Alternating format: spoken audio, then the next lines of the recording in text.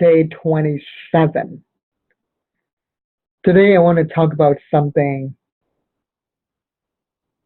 that feels so vulnerable, that feels so hard to talk about. And it's about boundaries and normalized politeness and boundary spaces and boundary violations.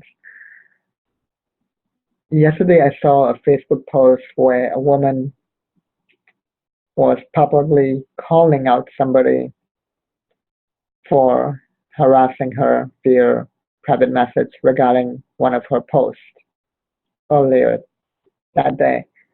And and even though she didn't use the word private, she just used the word messages, and it was pretty clear to me that she meant private messages.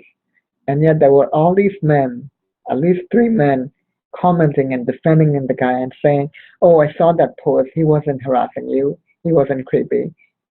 He was polite," and all that shit. And all that despite the fact that there were all these other women actually speaking up and saying this man had harassed them too. And I just couldn't for the life of me understand what was going on with these men that were defending the guy. It was as clear as day to me that she was referring to private messages. And because of these men, she had to go ahead and edit the original post and say private in big capital letters. It was as if they were afraid that this woman might call them out too. It's almost like men are, really makes me wonder, why are men so much more afraid of being accused falsely of something rather than caring about a woman's safety and protection. And it really reminds me of that joke that I've heard on a t-shirt one time. Women are crazy, men are idiots. Women are crazy because men are idiots. And it really makes me wonder about this whole culture of normalized politeness. And it really made me wonder, if this woman can't even speak out about being harassed on Facebook via private messaging, no wonder like so many rapes get unreported. How much more suspicion would there be around the woman if she had accused somebody of rape? And this is why we have rape culture. And this is why I'm writing an article about boundaries and boundary spaces. And it's the hardest article that I've had to write about because it does feel so vulnerable. And that's why I'm making this video first, to give myself the courage to continue writing about this topic.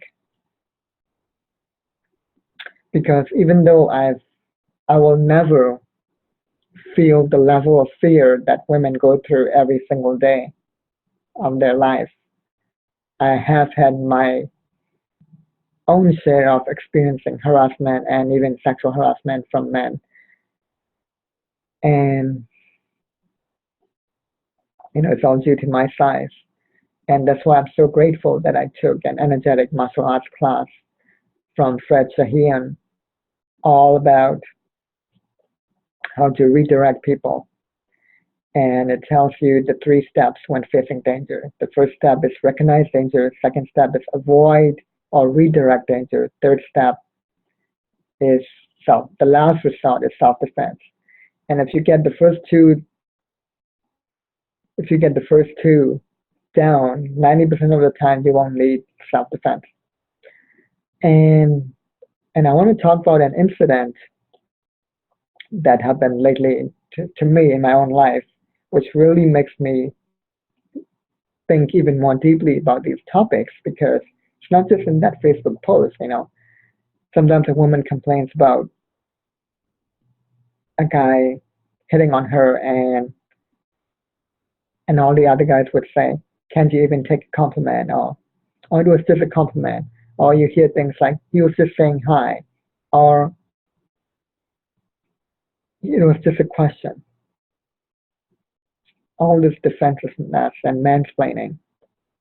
So I want to talk about this story about me having this experience of meeting this guy in the park.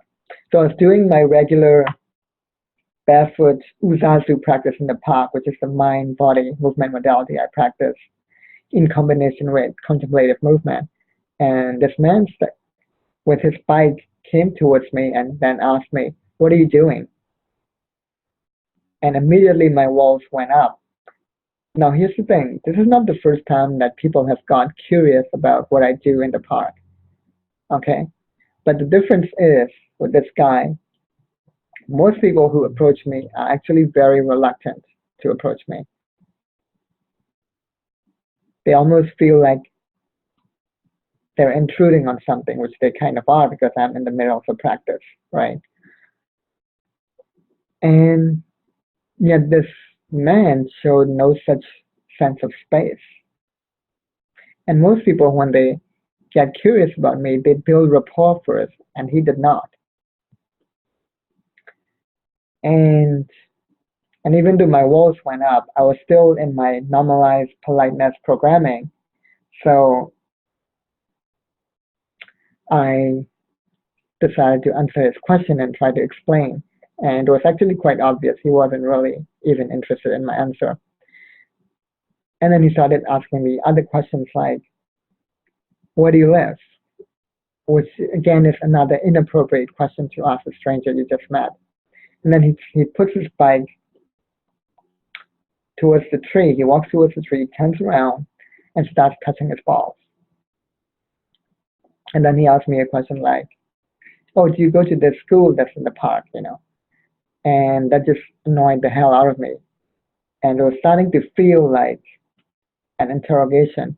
So I said, "No, I'm 34 years old." And then I just turned around, walked away from him, and I started building an energetic wall around me. In fact, even when he was touching his balls, I actually did energetically the Uzazu movement for protection. So anyways, so I had turned myself around him, and that was when I heard him say, "Do you have a husband?" And I continued to ignore him. And then he was like, "Hey, are you married?" And then I turned around, started walking towards my shoes, started putting my socks and shoes, sat down, and then he asked me, and he had sat down too by this time, and he was just making himself at home in my space. So I just looked at him and I said, "No, you need to stop and leave now." And he decided to play into my whole normalized politeness programming. And I'll explain in detail what that is at the end of the story. He then asked me, "You don't want to talk to me?" With this supposedly defensive smile or disarming smile, which wasn't disarming to me at all. And I said, "No, either you leave or I leave." He finally got it and he said, "Okay, I'll leave." So he got up and left. Now here's the thing though. What if I had said right off the bat when he had first asked me the question, "What are you doing?" It didn't have to progress that far. I already knew that he was up to no good. What if I had said right off the bat, "I don't have to answer this question. You need to stop and leave now." Then I would have looked like the bad guy because after all, he was only asking a question, right? That is the culture we live in. That is the kind of attitude. And that is what I'm trying to fight against. And this is why I'm writing this article. I'm also giving tips on how to deal with such situations like I did and with other similar situations using the power of redirection, changing their mood, not their mind, and give and remove attention with purpose and all these things. And I'm really excited to write about this. And before I write about this, I also want to do an informal research on your own experiences with this feeling of having to be polite because you don't want to look like a bitch or an asshole or crazy or nuts or unreasonable. Even though in reality you were not comfortable at all and you did not want to engage in that conversation. All that politeness was fake politeness. This is what I call normalized politeness, because the norm dictates that you have to be polite in these situations, or otherwise you are a fucking bitch or an asshole. And that is completely fucked up.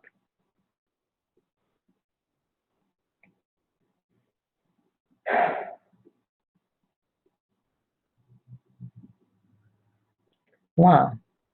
So when I let that out, I feel so good about this. Feel so much better, so much more relief.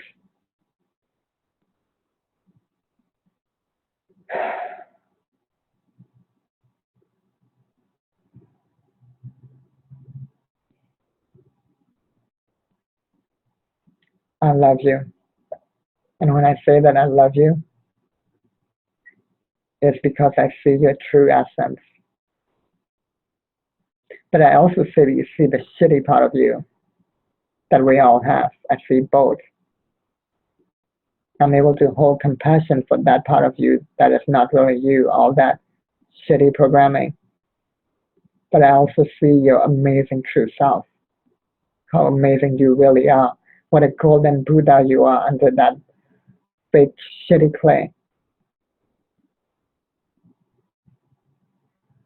And I call upon you to rise up out of the shit and really claim your Buddha nature, your Christ consciousness, and really stand up for what is right in the world. Stand up for freedom, for sovereignty.